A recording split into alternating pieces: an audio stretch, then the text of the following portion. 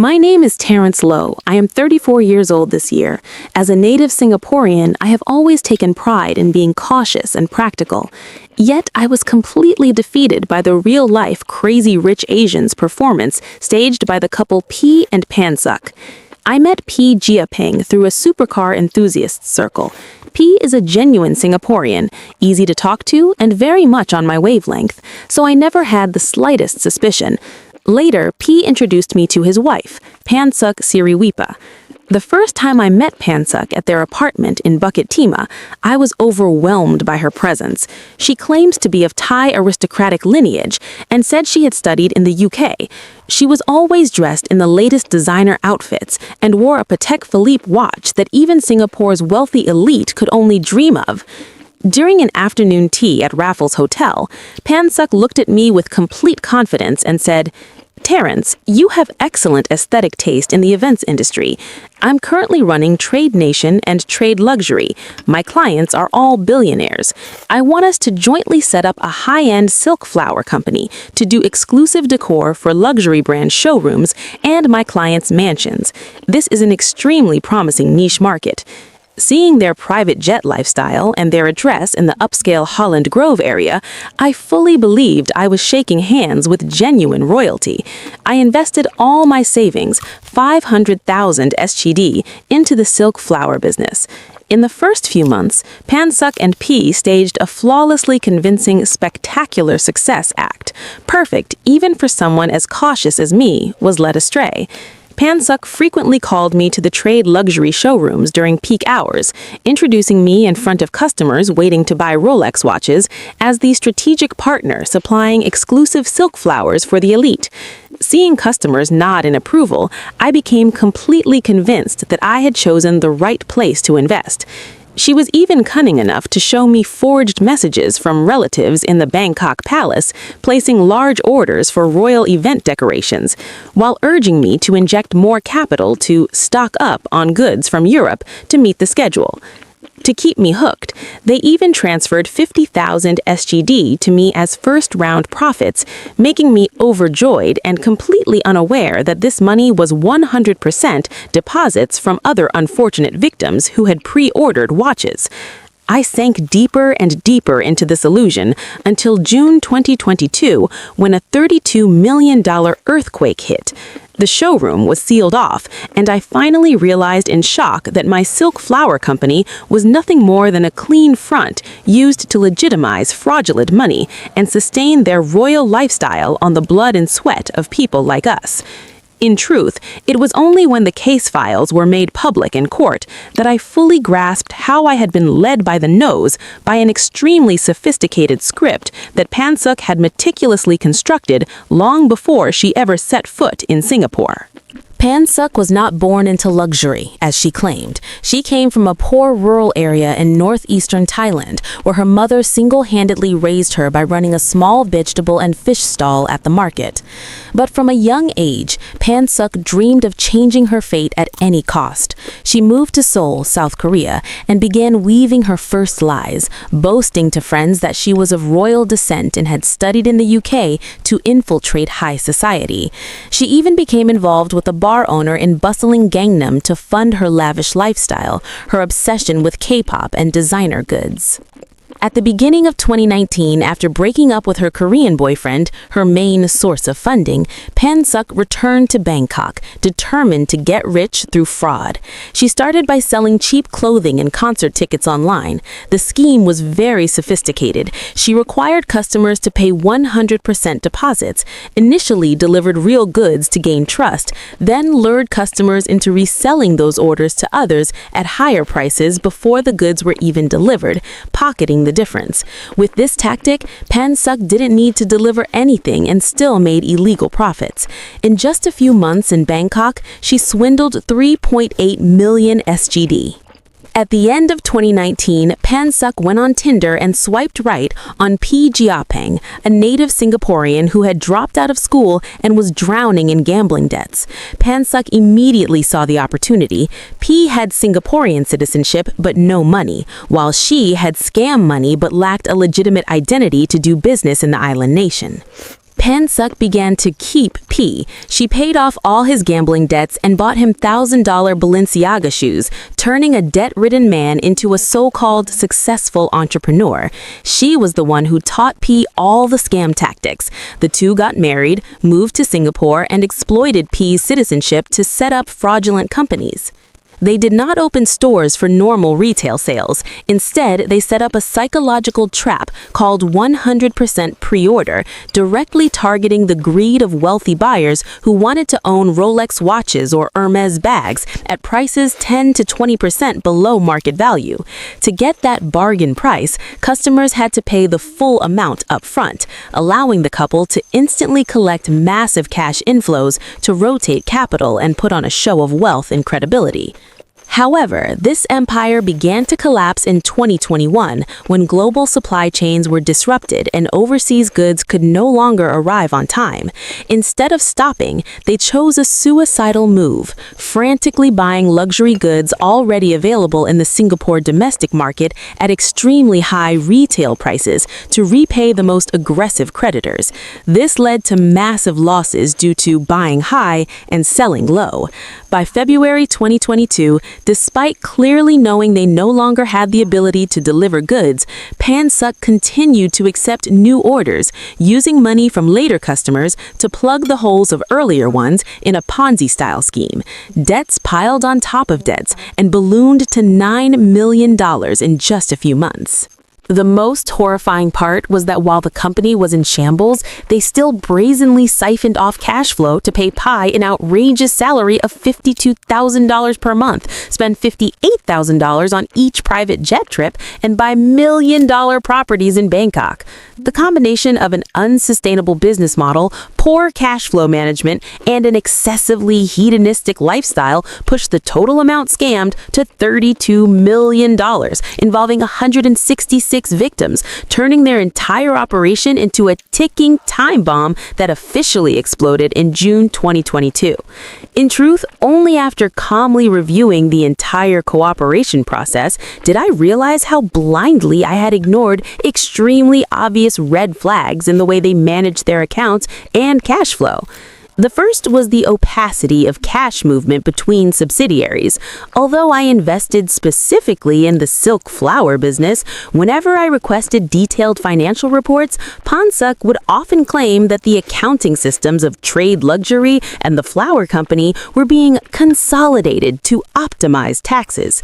As a result, my expenses were frequently recorded under vague categories such as brand development or external relations costs. In reality, this was how they siphoned money from me to cover losses in the watch business or pay for luxurious private jet trips. The second red flag was the frequent appearance of purchase invoices from unfamiliar partners. Once I saw an invoice paid to a European dealer at a price abnormally higher than the market rate. When I questioned it, Pi just laughed it off and said it was a priority fee to get goods earlier.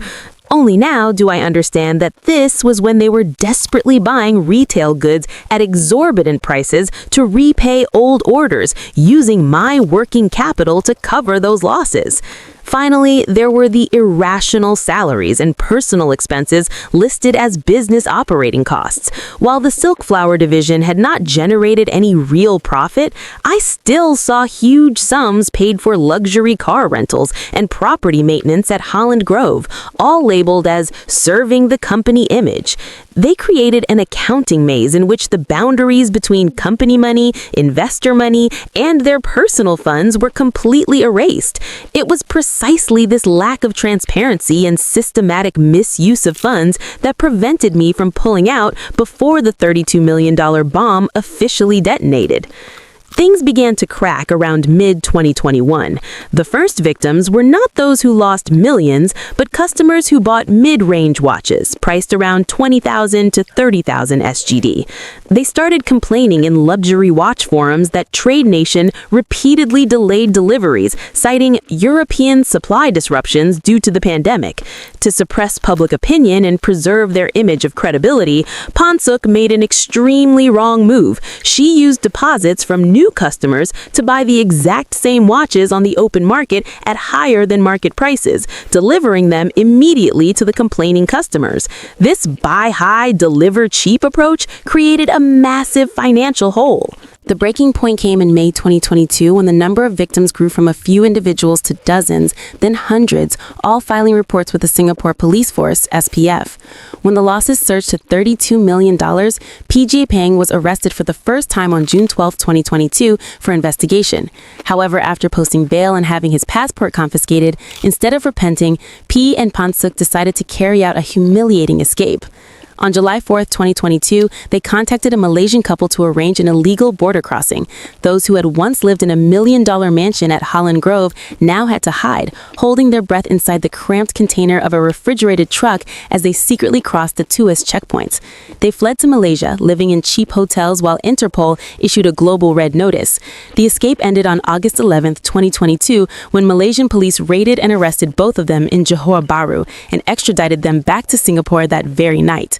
Images of them being escorted at the Woodlands checkpoint, stripped of any remaining aura of high society, became the bitter ending to a chain of transnational lies. Of the total $32 million embezzled, a large portion never remained in the company's accounts but was quickly laundered abroad or burned on luxury items whose value could not be fully recovered. First, Pansuk transferred a huge sum to Thailand to buy her mother a luxury villa in Bangkok worth more than 2 million Singapore dollars. Beyond real estate, she splurged on supercars and expensive jewelry back home to reinforce her aristocratic image whenever she returned. In Singapore, they used our money to maintain an extremely costly facade. They rented a villa in the Holland Grove area for tens of thousands of dollars per month and spent recklessly on personal indulgences. Most infuriating of all was their spending of 58,000 Singapore dollars per private jet flight just for lavish vacations, while back home, Pansuk's mother still appeared in a modest image to mislead public opinion. In addition, a large amount of cash was used to purchase cryptocurrencies and hard-to-trace diamond jewelry in preparation for their escape to Malaysia. By the time they were arrested in Johor Bahru, the police recovered only a very small fraction compared to the $32 million lost. Most of the money had evaporated through business losses caused by the Ponzi model and their extravagant lifestyle. This meant that victims like me were left with almost no hope of recovering the money we had poured in. The 15-year prison sentence imposed on Pansuk for fraud and money laundering was the price she had to pay, but it also left a painful lesson: never trust flashy wealth that is built too quickly. At the court hearing held in late 2024, I was present and could not help but shudder at the final act Pansuk performed. Instead of showing remorse, she delivered dramatic testimony in an attempt to transform herself from the mastermind of the scam into a victim of circumstances and her husband's poor management. Pansuk testified in court that the financial collapse stemmed entirely from P. Gia Peng's inability to manage cash flow and his gambling addiction, which plunged the company into mounting debt. She argued that her continued acceptance of 100% pre-order deposits was actually out of kindness to keep the company afloat and repay earlier customers, not to embezzle funds. She even casually claimed that the private jet trips and luxurious lifestyle weren't necessary marketing expenses to build trust with the elite, and that P was the one who benefited the most. However, prosecutors crushed these lies with irrefutable evidence. Pansuk herself directly coordinated the transfer of funds to Thailand to purchase a villa for her mother and held ownership of other valuable assets. Messages collected showed that Pansuk was the one who ordered employees to continue taking deposits despite knowing there were no goods, and she was also the one who masterminded renting the truck to flee to Malaysia when everything unraveled. In the end, the judge rejected all her naive excuses. With 180 charges related to fraud and money laundering, Pansuk was sentenced to 15 years in prison. Watching her shuffle away from the dock, I understood that no matter how she blamed P or anyone else, the truth about a professional con artist had been fully exposed. While Pansuk received a 15-year sentence, P. Gia Peng is still facing a separate and intense legal process. In court, P no longer looked like a polished Rolex heir, but appeared visibly haggard and broken. He tried to defend himself by claiming he was merely a puppet manipulated by his wife. P testified that out of love and gratitude, because Pansuk had helped him pay off his gambling debts when they first met, he blindly signed every document and followed all her instructions without foreseeing the devastating consequences. However, the investigation revealed a different truth. P was far from innocent when he continued to calmly accept a monthly salary of $52,000 from the blood and sweat of the victims. He knew full well the company was drowning in debt, yet still used the money to bankroll his own lavish lifestyle. It was P himself who directly contacted the smugglers and carried out the illegal border crossing in the refrigerated truck to Malaysia when everything unraveled. This act proved he was fully conscious and complicit until the very end. At present, P is facing multiple serious charges similar to those of his wife, including fraud and violations of immigration law. Notably, P's career and reputation in Singapore have been completely destroyed, and his family has also borne heavy social stigma as their son became entangled in the largest luxury retail fraud case in the history of the Lion City. This $32 million case is a costly reminder. Trust is difficult to build, yet the easiest thing to exploit. Now, at the age of 34, I am starting over with a more cautious mindset, cherishing substance and real value rather than fleeting illusions.